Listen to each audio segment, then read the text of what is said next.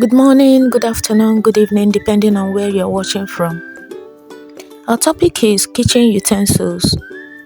Arịa ndị nọ na usekwu.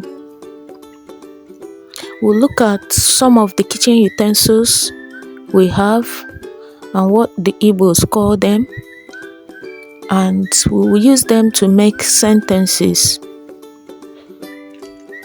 Let's go.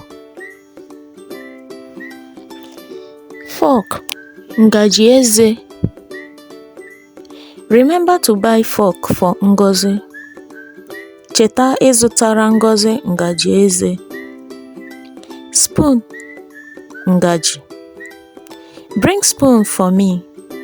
Wetara m ngaji. Knife, mma. Don't play with knife. Ejikwala mma egwu egwu. Cup, iko.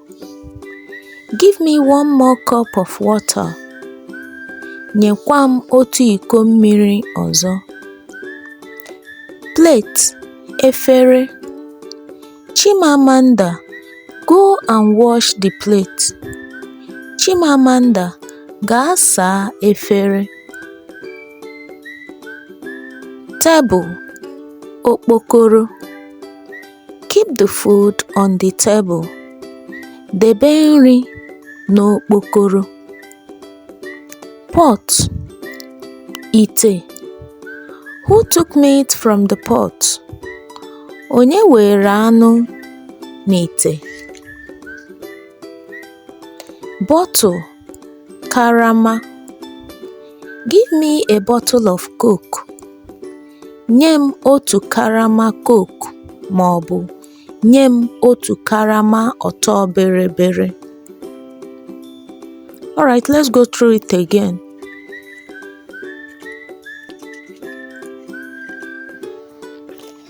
Fork, ngaji eze. Remember to buy fork for Ngozi.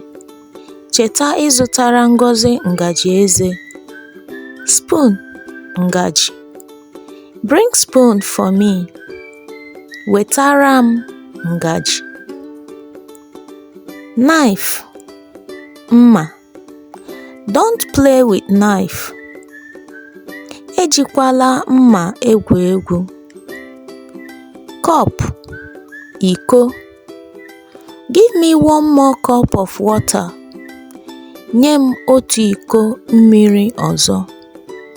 Maọbụ, nyekwa m otu iko mmiri ọzọ. Plate, efere.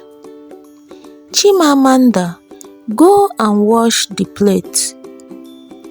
Chimamanda, gaa saa efere. Table, okpokoro. Keep the food on the table. Debe nri n'okpokoro. Pot, ite. Who took meat from the pot? Onye were anụ n'ite? Bottle, karama. Give me a bottle of Coke.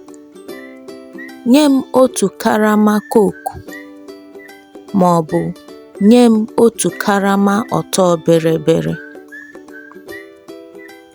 We have come to the end of today's class.